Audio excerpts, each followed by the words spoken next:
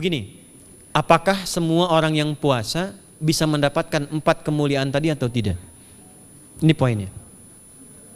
4 itu kalau digabungkan jadi takwa namanya. Singkatnya, apakah semua orang puasa pasti bertakwa? Ya, tanyakan Al-Quran. Apa jawaban Allah di Al-Quran? Dijawab langsung di ayat Siyam. Al-Baqarah ayat 183. Ya ayyuhalladzina amanu kutiba alaikumus kama kutiba alal ladzina min la'allakum. Nah, kalimat tattaqun itu diawali dengan kata la'allakum. La'alla itu namanya harfu taraji. Saya ulang ya, di ilmu nahwu la'alla disebut harfu taraji. Al-Imam As-Suyuti berkomentar begini. Setiap ada satu harapan, keinginan besar yang ingin dicapai, tapi diawali dengan kata la'alla atau la'allakum, ini menunjukkan bahwa harapan itu, alhamdulillah, harapan itu tidak mungkin bisa dicapai kecuali dengan kesungguhan, keseriusan. Jadi ketika Allah menutup kalimat puasa, ayat puasa dengan kata la'allakum, seakan memberi kesan tidak semua orang puasa akan mendapatkan kenaikan takwa dan jaminan 4 kemuliaan tadi kecuali orang yang serius puasanya, orang yang sungguh-sungguh puasanya. Karena itulah untuk menunjukkan kesungguhan itu, bagian terakhir kita, Nabi memberikan 3 amalan utama. Saya akan bacakan dengan cepat 3 amalan utama yang dikuatkan oleh beliau kepada para sahabat sebelum tiba Ramadan dan sampai sekarang menjadi kurikulum Ramadan Nabi. Jadi kalau ibu bapak ingin mengeluarkan kurikulum Ramadan Nabi, nanti bikin agenda saat Ramadan ya, supaya nggak pusing nanti kalau masuk hari pertama apa yang dikerjakan, hari kedua apa yang dikerjakan, subuh apa, siang apa, sore apa. Cuman nanti saya berikan 3 yang pokok ini. Ada 3. 1, meningkatkan sholat. Saya ulang ya, meningkatkan apa? Sholat. Kalau meningkat secara singkatnya berarti bertambah dari yang sekedar fardu, tambah dengan apa?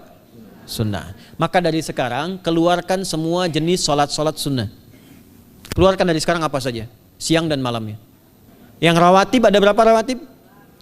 Rawatib 12. Ya, rawatib itu yang melekat dengan sholat fardu dan menentukan untuk memperbaiki sholat fardu. Menambah, jadi kalau kurang khusyuk ditambah dengan sunnahnya disebut rawatib. Bisa sebelum, bisa setelah sholat fardu. Ada 12 dari hadis Nabi SAW. Man shalla isnatai asyrata rak'atan, siapa yang sholat 12 rakaat fi yaumin wa lailatin, yang mengiringi sholat fardu siang dan malam, ya, bunyalahu bihinna baitun fil jannah, maka akan dibangunkan baginya satu rumah di surga kalau konsisten menunaikan 12 itu sampai meninggal dunia.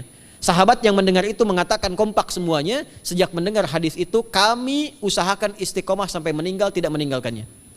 12 itu 2 sebelum subuh, cepat. 4 sebelum zuhur, 2 setelah zuhur, 2 setelah maghrib, 2 setelah isya. 2 rakaat sebelum subuh, 4 rakaat sebelum zuhur. Kalau nggak bisa 4 rakaat karena terbatas waktunya, boleh 2 rakaat khusus untuk sebelum zuhur. Kalau nggak bisa 4, boleh berapa? 2. Dalilnya hadis Ibnu Umar radhiyallahu taala anhuma. Kata beliau, hafidtu asyra rakaatin, saya hafal 10 rakaat dari Nabi sallallahu alaihi wasallam salat sunnah. Maka menyebutkan sebelum zuhur 2 rakaat. Baik, jadi 12 ya, 2 sebelum subuh, 4 sebelum zuhur, 2 setelah zuhur, 2 setelah maghrib, 2 setelah isya. Ini yang disebut dengan rawatib. Jamak dari kata ratib. Di luar ini mutlak. Mutlak ini ada yang berdampingan dengan salat fardu, ada yang terpisah. Contoh yang berdampingan, 4 rakaat sebelum asar. 4 rakaat ini bukan disebut rawatib, tapi salat mutlak. Cuma waktunya berdampingan dengan salat fardu. Jadi dia nggak memengaruhi sholat fardu, cuma punya keutamaan sendiri.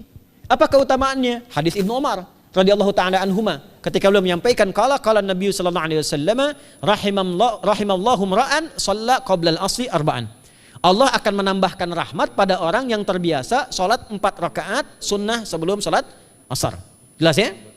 Baik. Kemudian apalagi setelah itu? Sholat di antara 2 adzan dan 2 adzan ini, adzan dan iqamah. Ya, di antara adzan dan iqamah. Tahiyatul masjid. Apalagi misalnya salat duha. Duha dibagi 3. Awal duha itu kurang lebih 1,5 jam setelah salat subuh. Subuh sekarang misal 4:30, maka jam 6 muncul awal duha. Namanya syuruk. Saya ulang, salat apa namanya? Syuruk itu salat awal duha. Jumlah rakaatnya 2 rakaat.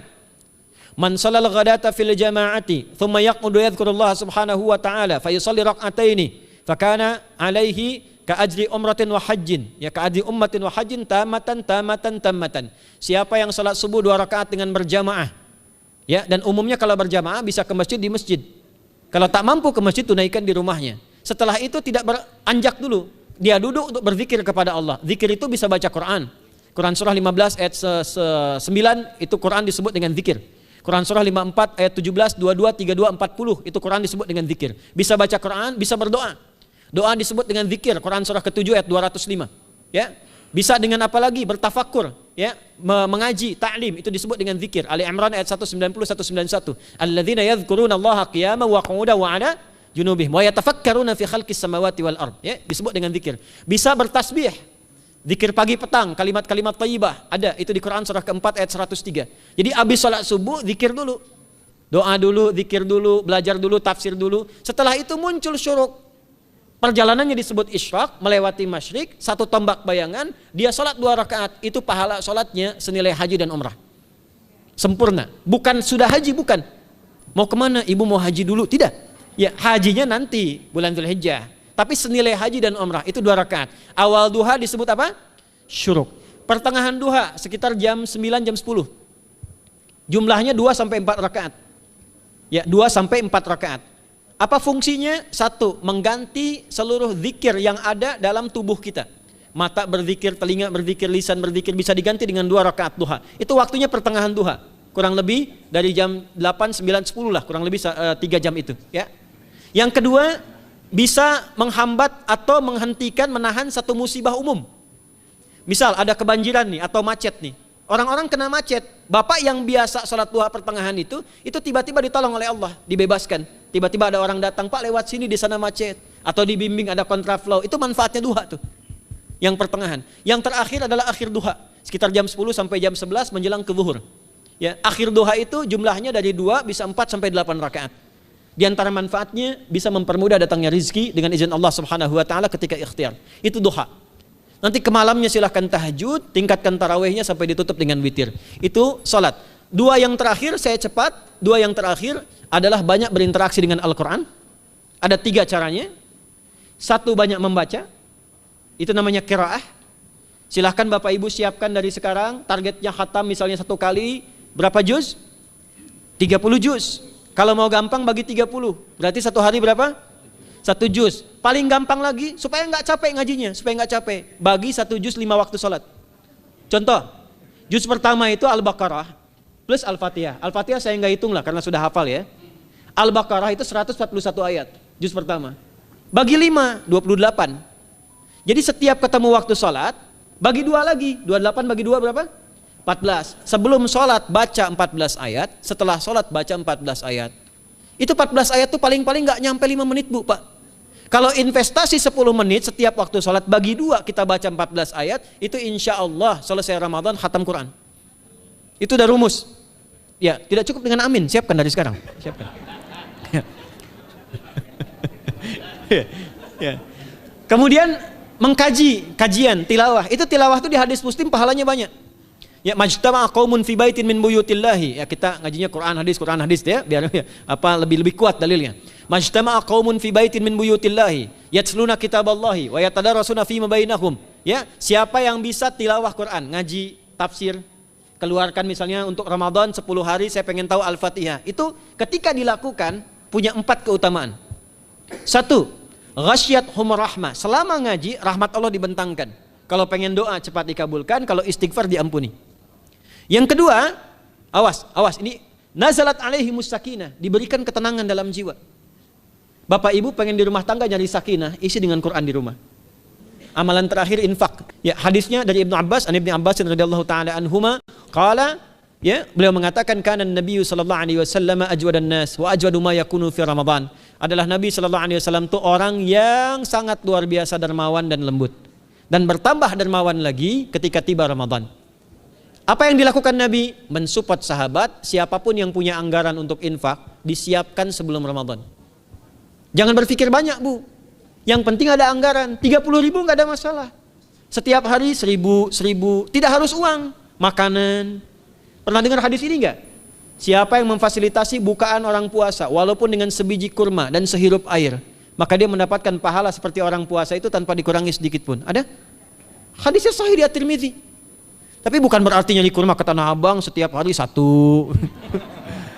Terus minumnya satu sedotan aja ganti-ganti.